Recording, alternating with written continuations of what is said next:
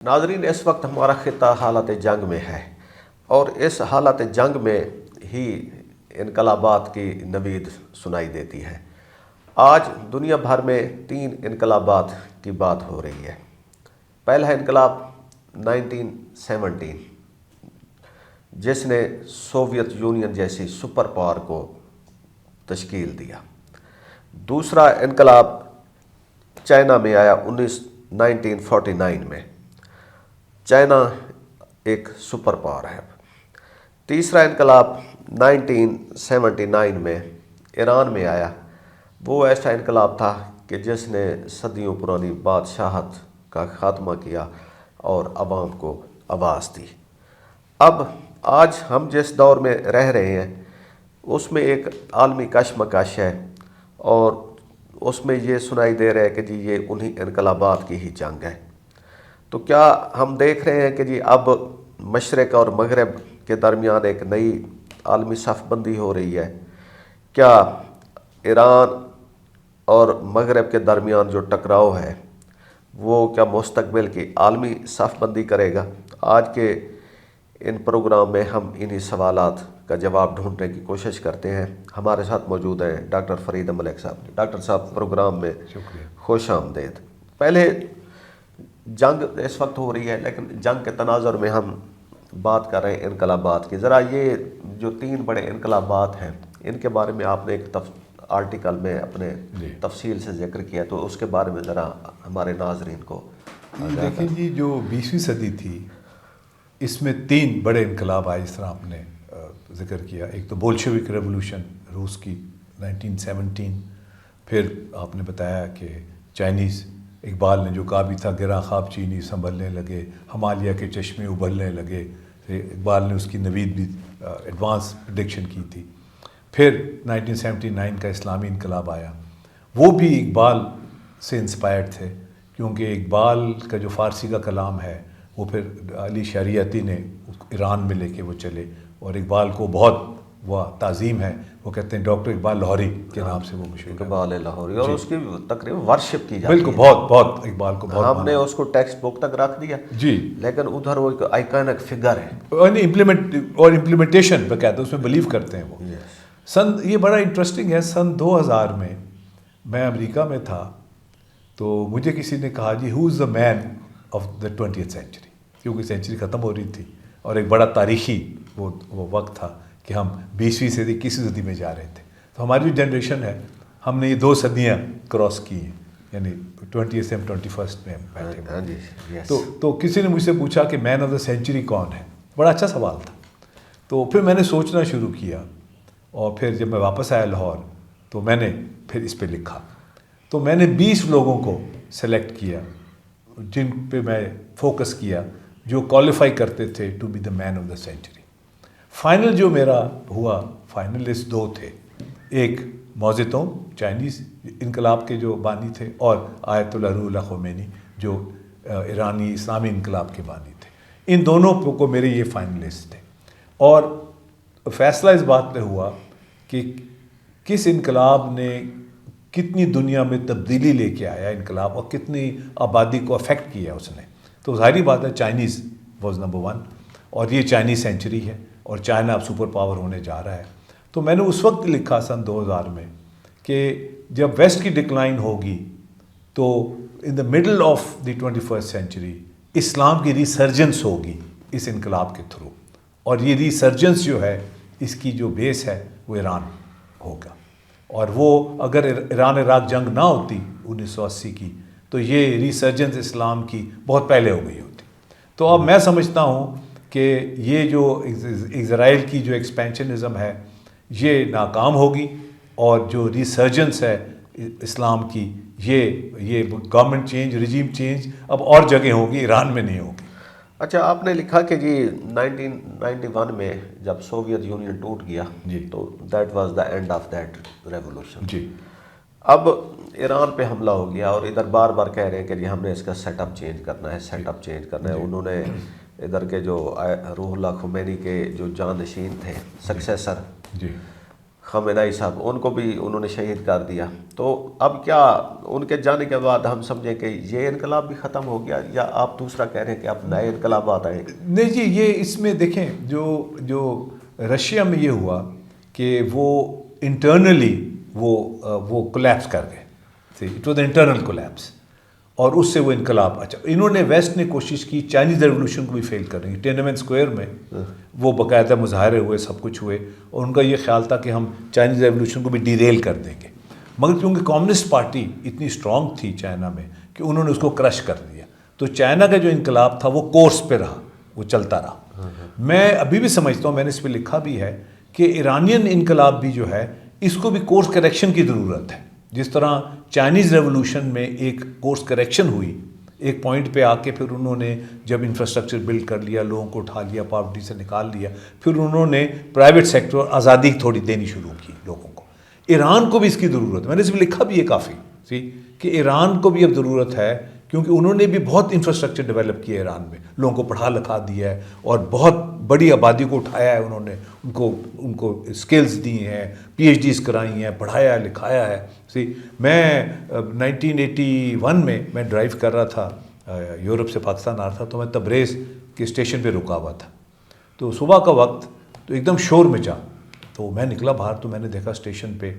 میں نے پوچھا کیا ہے؟ اس نے کہا جی ٹرین آ رہی ہے شہدا کو لے کے، جو ایران عراق جنگ کے شہدا کو. تو میں بھی باہر گیا دیکھنے، کیونکہ بڑا شور تھا، ہنگامہ تھا. تو نوجوان 16 سال کے بچے، 18 سال کے بچے تیار، وردی پہنی ہوئی، اور جنگ پہ جانے کے لیے تیار، اور ان کے ماں باپ ان کو چھوڑنے آ رہے ہیں. اور دوسری طرف سے شہدا کی ٹرین آ رہی ہے ریسیو کرنے کے لیے جو شہید ہو گئے تھے وہاں. تو یہ جذبہ 16 سال کے بچے، 18 سال کے بچے، وہ نعرے گاتے ہوئے، اور وہ بس اس پہ چڑھ کے ٹرین میں اور جا رہے ہیں لڑنے کے لیے. اچھا، یہ وہ جو لوگ تھے. پھر جو بچ گئے، جو زندہ نکلا ہے اس میں سے، پھر ان کو انہوں نے پڑھایا لکھایا، یورپ بھیجا، جاپان بھیجا، کئیوں کو میں ذاتی طور پہ جانتا ہوں. پھر وہ منسٹر بنے، اب وہ ایران کو چلا رہے ہیں. ان ڈاکٹر، ان کی پوری ٹریننگ ہوئی ہے، مذہب پوری ایک وہ ضابطہ حیات ہے ان کا، جس میں مذہب کا بھی ذکر ہے، علم بھی ہے، ہر چیز، آئیڈیالوجی ہے، پوری سویلائزیشن ہے. تو ایران میں انہوں نے بادشاہ، تو از ناٹ پاسبل.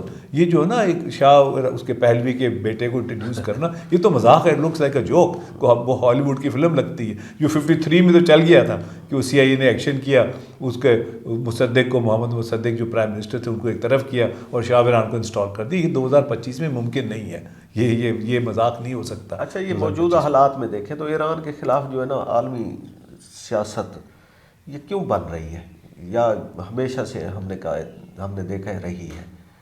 یہ جی عالمی سیاست جو ہے، وہ میرا خیال ہے، جو میں نے محسوس کیا ہے، وہ 2-3 وجوہات کی وجہ ہے.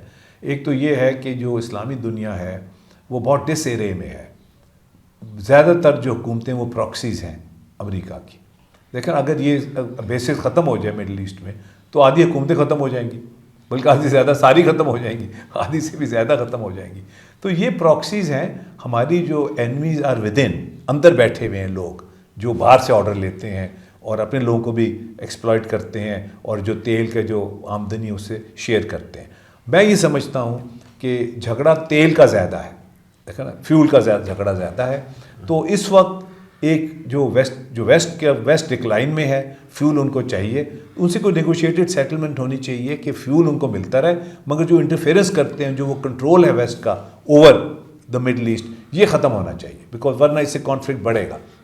کیونکہ لوگ میں بیداری آ گئی ہے، لوگوں کو پتہ چل گیا ہے کہ they are being exploited by the proxies which have been ruling these. آپ نے اسرائیل کا نام لیا جی. تو آج کل ایک ٹرم جو ہے نا وہ بہت ہی، پہلے تو دبے لفظوں میں آتی تھی، کہیں کوئی ایک آرٹیکل ہوتا تھا تو اس کے کوئی 4-5 پیراگراف میں ڈھونڈنا، گریٹر اسرائیل. جی جی.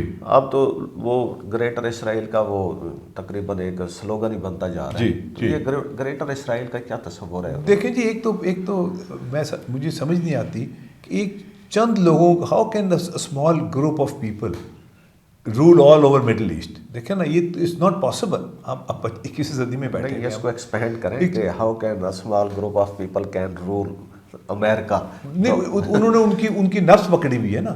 انہوں نے ان کے خلاف آوازیں اٹھتی رہتی ہیں. انہوں نے ان کا میڈیا پکڑا ہوا ہے، ان کے فائنینشیل انسٹیٹیوشنز قبضہ کیا ہوا ہے. دیکھیں نا، that is how they are manipulating the system. دیکھو نا، ابھی بھی امریکہ مینیپولیٹ ہوا ہے. Donald Trump has been manipulated by Netanyahu. دیکھیں نا, یہ انہوں نے خام خواہ ان کو, یعنی ان کا مسل دکھاتے دکھاتے اٹیک خود کر دیے, مسل ان کا دکھایا اٹیک خود کر دیے, ٹھیک.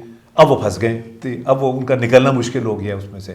تو پوائنٹ یہ ہے کہ مگر میں یہ ضرور سمجھتا ہوں کہ ایران کی بھی جو رجیم ہے یہ اس طرح ان کے لیے چلنا مشکل ہوگا, ان کو لبرلائز کرنا پڑے گا. ان کو جس طرح چائنا نے لبرلائز کیا ہے پرائیویٹ سیکٹر کو لے کے, بہت لوگ آزادی چاہتے ہیں. ایک حد تک تو آپ بلڈ کر سکتے ہیں کنٹرول بلڈ کو, اس کے بعد لوگ آزادی چاہتے ہیں. لوگ اپنا خود پرسو کرنا چاہتے ہیں, اپنی ڈریم پرسو کرنا چاہتے ہیں, بزنس پرسو کرنا چاہتے ہیں. تو وہ جو ہے آپ کو وہ جس طرح چائنا نے اپنا کورس رکھا اور آہستہ آہستہ آہستہ وہ اس جو کنٹرول, ہر چیز کنٹرول سے وہ نکل کے باہر. اچھا, میں یہ ایک ویسے ایک طرح کا میتھ ہے.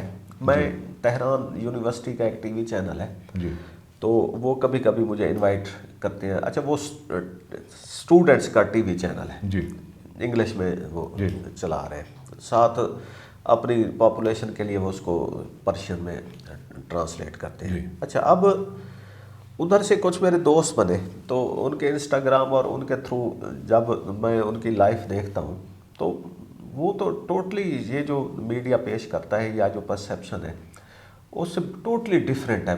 وہ بہت ہی یعنی کہ لبرل اور پروگریسو یعنی کہ ٹائپ کے ان کا لائف سٹائل ہے, اور ان کی جو ایکڈیمیا کا جو بحث و مباحثہ ہے وہ میں دیکھتا ہوں کہ بہت حیرت انگیز تک ایڈوانس ہے. اور لوگ ایک یعنی کہ جو اپنی لائف میں بڑی حد تک آزاد ہیں, لیکن جو آپ کہہ رہے ہیں کہ ایک لیول تک جیسے ان کا وہ میڈیا جو ہے وہ نیشنل لیول تک بڑا کنٹرولڈ قسم کا میڈیا ہے یا کچھ اور پالیسی. خواتین کو بھی یہ ہے کہ جی آپ سر کور کریں, حجاب لیں, اس طرح کی چیزیں جو ہے. ایرانی جو سوسائٹی ہے نا, دیکھیں نا, اٹس اے ویری پرانی سویلائزیشن ہے, اور ایرانی جو ہے نا وہ شوقین لوگ ہیں, وہ اچھی زندگی گزارنا چاہتے ہیں, اچھا وہ کھانا پینا چاہتے ہیں, ان کی ایک ٹریڈیشنز ہے اپنی. اور دوسرا اسلام بھی جو ہے نا یہ بھی بڑا, ایران کی تہذیب اور اسلام یعنی کہ اس کا کیا تعلق ہے؟ اس کے نہیں, دیکھیں یہ بھی اب سوال ہونا یہ چاہیے کہ اسلام اور عرب کی تہذیب اس سے کیا تعلق ہے, یہ بھی سمجھنے والی بات ہے. ایرانیوں نے اسلام ایکسیپٹ کیا, عربوں کے طریقے نہیں کیا ایکسیپٹ. دیکھو نا, انہوں نے جو اسپرٹ تھی اسلام کی وہ لی, اور انہوں نے پھر جو وہاں صوفیزم شروع ہوئی اور جو اسپریچویلٹی تھی اس کو لے کے چلے, اور اس اسپریچویلٹی کو سمجھا, اور وہ سارے دنیا میں جو مسلمان بنے وہ صوفیز نے بنائے. اس وقت صرف 34% مسلمان ہیں جو عرب ورلڈ میں ہیں, rest are outside the Arab world. یہ ویسٹ میں لوگوں کو سمجھ نہیں آتی. میں جو امریکہ میں تھا تو میں ایکسپلین کرتا تھا اس بات کو. دیکھیں نا, 64 سب سے بڑا اس وقت آبادی کے لحاظ سے انڈونیشیا ہے, پاکستان ہے, ہندوستان ہے, بنگلہ دیش ہے, ملیشیا ہے, دیکھو نا, اور اس میں عرب انفلوئنس بہت کم ہے.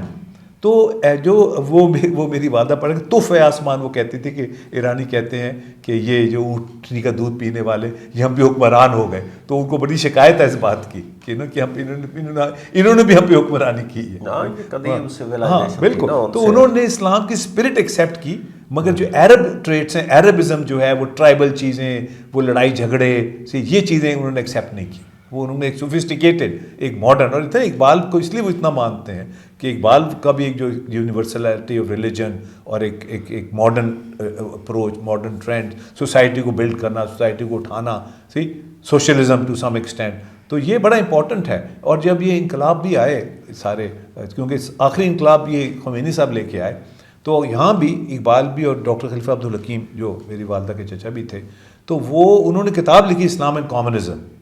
انہوں نے یہ کہا کہ ہم لا دین ملک نہیں چاہتے, ہم چاہتے ہیں سوشلزم ہو. اور وہ کہتے تھے اسلام کا چھٹا رکن روٹی ہے, اگر روٹی نہ ہو تو باقی 5 رکن بھی کمزور پڑ جاتے ہیں. تو وہ ایک دیندار قوم, ایک دیندار ملک چاہتے تھے جس میں سوشل ایکوالٹی بھی ہو اور مذہب بھی ہو. کیونکہ دیکھو نا, مذہب کا ایک پورا ضابطہ حیات ہے. تو ایران میں انہوں نے جو نیچے طبقہ تھا, جس طرح چائنا کا جو نیچا طبقہ تھا, انہوں نے سب کو اٹھایا ہے. ایران نے بھی اٹھایا ہے. جو عام لوگ تھے جو کہیں وہ ان کو پی ایچ ڈی تک پہنچ گئے, وہ اب ہیڈ آف دا ڈپارٹمنٹس ہیں, منسٹرز ہیں, بالکل عام لوگ. سمپلسٹی ہے, لوگ بڑا سادگی میں رہتے ہیں. میں ایک کانفرنس میں گیا ہوا تھا, تو وہ مہاتر محمد آئے ہوئے تھے ملیشیا سے, میں پاکستان سے گیا ہوا تھا, تو گورنر صاحب نے آنا تھا, اس کا افتتاح کرنے کانفرنس کا. تو ہم کھڑے انتظار کر رہے تھے, دور سے ایک ٹیکسی آ رہی, تو ہم نے کہا اچھا یہ ٹیکسی پتہ نہیں کون ہے. گورنر صاحب ٹیکسی میں بیٹھ گیا, کوئی پروٹوکال نہیں, کچھ نہیں. وہ ایک وہ ان کی جو پکان ہل مین جو ٹیکسی اس میں وہ بیٹھ کے آئے, وہ اترے, لوگوں نے ہاتھ ملایا اور انہوں نے اس پہ صدارت کی اس کانفرنس کی اور اناگوریشن کی. میرا مطلب کوئی پروٹوکال نہیں ہے, سمپلسٹی ہے. وہ احمدی نژاد جو صدر تھے, دو ٹرم پریزیڈنٹ, ایون خمینی, امام خمینی بھی اور خامنائی بھی, بالکل سمپل لائف, زمین پہ سونا. خمینی صاحب کو تو میں نے حجرہ بھی دیکھا 81 میں نے ان سے ملنے کا میں نے درخواست کی تھی, وہ انتظار تھا تو میں نہیں مل سکا, مگر بالکل زمین پہ سوتے تھے, درویشی, کوئی آگے پیچھے نہیں, کچھ نہیں. اور یہ بھی جو ہے جو امام ہیں وہ ڈے ٹو ڈے رننگ میں انٹرفیئر نہیں کرتے. وہ تو ان کی باقاعدہ پریزیڈنٹ ہے, ان کی مجلس ہے, وہ چلاتے ہیں ملک کو. باقی یہ پالیسی میٹرز اور جو وہ اوور آل جو گائیڈ لائنز ہیں وہ امام دیتے ہیں. جس طرح پوپ ہے ان کا, عیسائیوں میں پوپ ہے, ویٹیکن از انڈر پوپ, وہ چلا policy guide lines foreign policy میں کوئی دے دی یا انٹرنل کوئی بڑی شفٹ ہے تو اس پہ ان کا وہ ہوتا ہے. یہ احمد نژاد جو یہ ایران کے میئر رہے, ٹھیک ہے, میئر بھی رہے, تہران کے میئر رہے, پھر یہ دو ٹرم پریزیڈنٹ رہے, پروفیسر تھے, پڑھاتے تھے.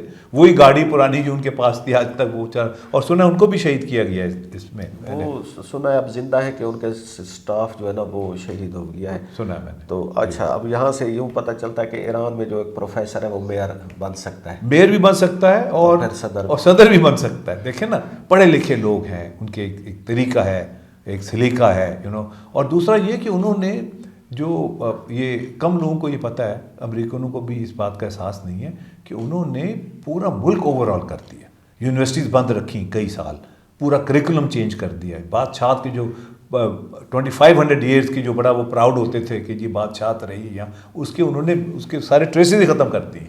اب ایران میں کبھی بادشاہت نہیں ہوگی, they have made sure of that, کبھی not possible, this has happened. اچھا ایران کا آپ نے بتا دیا, مستقبل یہی ہو سکتا ہے کہ وہ لبرلائز کریں اور تھوڑا چینجز لے کے آگے وہ چلیں. باقی ان کا بیسک پھر لیڈ کریں, بلکہ ریسرجنس آف اسلام کی ہے اس کو لیڈ کریں, اسکالرز وہاں سے آئیں وہ اس کو لیڈ کریں, اور ڈیموکریٹک وہ ایک وہ اور سوشلسٹ ڈیموکریٹک جو ریاست مدینہ کا کانسیپٹ تھا اس کو لے کے آگے چلیں, اس کو ایکسپینڈ کریں.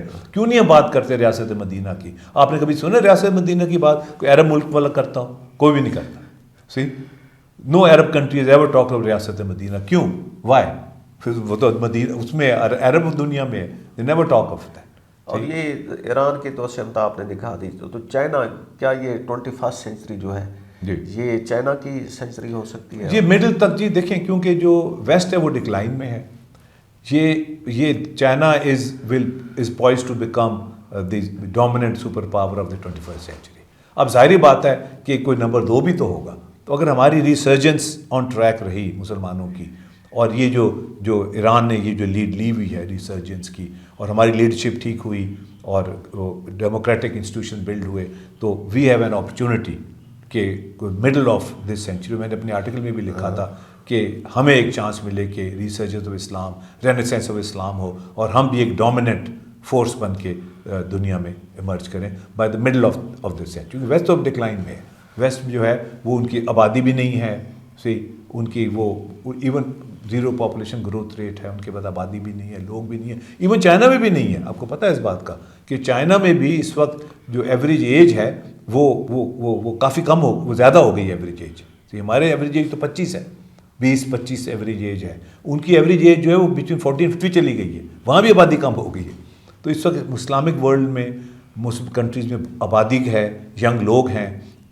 پاکستان میں بڑی اپرچونٹی ہے, آبادی ہے, ینگ لوگ ہیں. اگر ان کو ہم نے پراپرلی ٹریک پہ رکھا اور ملک کو ڈیولپ کیا تو we have a chance to emerge as a dominant force in the 21 middle of 21 century. اور 21 سینچری آئیڈیل کیسی ہوگی؟ کیونکہ اس وقت تو ہم رہ رہے ہیں کہ کیپٹلسٹ ورلڈ میں. جی. اور آپ نے اپنے ایک آرٹیکل میں, اسی آرٹیکل جس کا میں ذکر کر رہا ہوں, تو وہ علامہ اقبال کا ایک شعر کوٹ کیا ہے جو سرمایہ دارانہ نظام کے بارے میں تھا کہ جی گیا دور سرمایہ داری گیا, تماشا دکھا کے مداری گیا. تو کیا کوئی ایسا وقت آئے گا کہ جی بالکل. اور اس کے اگلا اس کا جو مصرع تھے, گرا خواب چینی سنبھلنے لگے, ہمالیہ کے چشمے ابلنے لگے. ہمالیہ کے چشمے تو ابل گئے ہیں اب ہمالیہ اس طرف چائنا, اس طرف ہم ہیں. اب میرا مطلب کہ وہ چشمے وہاں ابلنے ہیں. اب یہاں بھی انشاءاللہ ضرور وہ ان کی جو تپش ہے یہاں بھی ضرور آئے گی. اور میں تو سمجھتا ہوں کہ ہم بھی ایک ایسے پوائنٹ پہ ہیں کہ اب ہمیں سمجھ آ گئی ہے کہ آزادی کتنی بڑی نعمت ہے اور آزادی ہوتی کیا ہے اور کیا ہم آزاد ہیں. یہ سوال لوگوں نے 77 سال کے بعد یہ سوال اٹھانے شروع کر دیے ہیں. اور آزاد ملک کیا ہوتے ہیں جب آپ کامن گڈ کے لیے کام کرتے ہیں. ہم نیشن کو اٹھاتے ہیں. اب ایران میں انہوں نے عام انسان کو اٹھایا, پڑھایا, لکھایا, اس کو عہدوں تک پہنچایا. جس طرح ہمارے پہلے 10 سال میں یہاں بھی کوشش تھی. یہ تو 58 کا جو مارشل لاء لگا اس نے سارا ہمارے آزادی کو ڈیریل کیا اور آج تک ہم نے ریکور نہیں کیا اسے. صحیح. تو پوائنٹ یہ ہے کہ ہمالیہ کے چشمے تو ابل گئے ہیں, اب وہ اس کی تپش اس طرح سے پہنچ گئی. یہاں بھی انشاءاللہ ضرور آئے گی, کیوں نہیں آئے گی, بالکل آئے گی. ڈاکٹر صاحب ہمالیہ کے چشمے تو ابلتے رہتے ہیں. یہ اب مڈ ایسٹ کا آگے آپ کیا نقشہ دیکھ رہے ہیں کہ جب یہ کاربیٹ بمبنگ ابھی ہو رہی ہے تہران میں, جی, جب یہ بمبنگ ختم ہوتی ہے, وہ کہتے ہیں نا ڈسٹ سیٹلز, جی, تو نیا مڈل ایسٹ ہے جہاں پہ وہ یعنی کہ ہر جگہ ایران نے وہ کیا اٹیک کیا ہے. تو اب یہ نیا ریجن کیسا ہوگا اور نیا ایران کیسا ہوگا؟ ایران تو شاید نیا نہیں ہوگا, وہی وہاں بھی چینجز آئیں گے. انہوں نے بھی سمجھ آ گئی. میرا خیال ہے جو وہاں بھی لبرل ایلیمنٹ جو ایرانی صدر بھی ہیں وہ تھوڑے لبرل ایلیمنٹ جو اوپن کرنا چاہتے ہیں, میرا خیال ہے وہ بھی تھوڑے اسٹرانگ ہوں گے ایران میں, اور ہونا بھی چاہیے, مگر کیپنگ دی ریولوشن انٹیکٹ. اور دوسرا یہ ہے کہ میں دیکھ رہا ہوں کہ مڈل ایسٹ میں رجیم چینجز ہوں گے اور یو ایس بیسز جو ہیں ان کو جانا ہوگا. اور جب یو ایس بیس چلی جائے گی تو وہ حکمران بھی ان کے ساتھ ہی جائیں گے کیونکہ ان کے لیے رہنا بڑا مشکل ہوگا. تو میں رجیم چینجز دیکھ رہا ہوں, جمہوریت دیکھ رہا ہوں ان دا مڈل ایسٹ. وہ جو گورنمنٹس ہیں اور جو کامن گڈ کے لیے جو کام کرتی ہیں, اور یہ جو ایب نارمل اسٹیٹس کریٹ کی تھیں after the First World War, جو بالکنائزیشن کی تھی اسلامک ورلڈ کی, اس کا خاتمہ میں دیکھ رہا ہوں. میں ایک emerging Turkey, Pakistan, Iran, China, Russia, ان کا انفلوئنس دیکھ رہا ہوں. ویسٹ کی تو ڈکلائن آلریڈی ہو رہی ہے. تو اب میرا خیال ہے کہ یہ وہ جو ایرا ہے نا کہ وہ ڈپلسٹی کا, ایک دھوکہ دہی کا, کہ لوگوں کو لالی پاپ دے کے خوش رکھنے کا, صحیح, کہ وہ مل کے ویسٹرن پاور کے ساتھ مل کے اور آئل کو اور ان کے ریسورسز کو ایکسپلائٹ کرنے کا, میرا خیال وہ ایرا اب ختم ہو رہا ہے. اور اب یہ ہے کہ کامن گڈ کے لیے ضروری ہے کہ جس کا جو نیچرل ریسورس ہوگا اس کا فائدہ اس قوم کو پہنچے گا. اور یہ جو تھا نا سارا پیسہ واشنگٹن چلا جائے یا سوئٹزرلینڈ چلا جائے, یہ اب نہیں ہوگا. اب قوموں کو آپ کو ڈیولپ کرنا پڑے گا, اور جو غریب امیر کا جو فرق اتنا کریٹ ہوا ہے یہ ختم ہوگا, اور ایک ڈیولپمنٹ کا ایک جو دور ہے وہ شروع ہوگا. تو ڈاکٹر صاحب اب اس ساری صورتحال میں پاکستان کیا جسٹ ابھی تک تو ہم جسٹ آن لوکرز ہیں, تو ہمارا مستقبل کیا ہے؟ دیکھیں یہ بڑا انٹرسٹنگ ہے. یہ پچھلے ہفتے ایک پروگرام ہوا تھا, ایک پاکستانی نژاد ایک اسکالر ہیں جو امریکہ میں رہتے ہیں, آصف نام ہے ان کا, ڈاکٹر آصف. وہ 12 سال کی عمر میں امریکہ گیا. وہ اسلامک اسکالر ہیں وہاں اور کتابیں وغیرہ لکھی ہیں, اور ان کا پیچھے انٹرویو تھا, بڑا اچھا انٹرویو تھا. آصف ہرانی کا نام ہے. وہ یہ کہتے ہیں کہ پاکستان جو ہے اسلامک کنٹریز میں پاکستان کا بڑا رول ہے. ایک تو ٹیکنالوجی وائز, آبادی وائز, ایک یوتھ پاپولیشن ہے یہاں, پوٹینشیل وائز, اور لیڈرشپ کا جو ہے پوٹینشیل پاکستان میں بہت اس لحاظ سے بہت اہم ہے. اور ہم لیڈرشپ پوزیشن میں آ سکتے ہیں اگر ہم واقعی اپنی قوم کو یکجا کریں اور ایک فوکس پہ چلیں, تو we can be one of the leaders of the Islamic world. یہ ہو سکتا ہے اور بالکل ممکن ہے. اور یہ ایران میں جو ریسرجنس ہے, پاکستان میں ریسرجنس انشاءاللہ وہ بھی عنقریب ہے, ہونے والی ہے. تو یہ ایک لیڈرشپ رول میں یہ دونوں جو ملک ہیں, ایک ڈیموکریٹک اسلامک جو ہیں کنٹری جو ہیں, اور یہ سوشل ڈیولپمنٹ کے ساتھ یہ اوپر آ سکتی ہے. ناظرین, پاکستان ایک نیا لیڈر کے طور پر سامنے آ سکتا ہے, اور اس کے لیے اچھی چیز تو یہی ہے کہ ہم ایز اے نیشن کھڑے ہوں, اور ساتھ ساتھ جو اپنے لیڈرز ہیں ان کے ساتھ بھی اچھا ٹریٹ کریں. ہمیں اجازت دیجیے. خدا حافظ.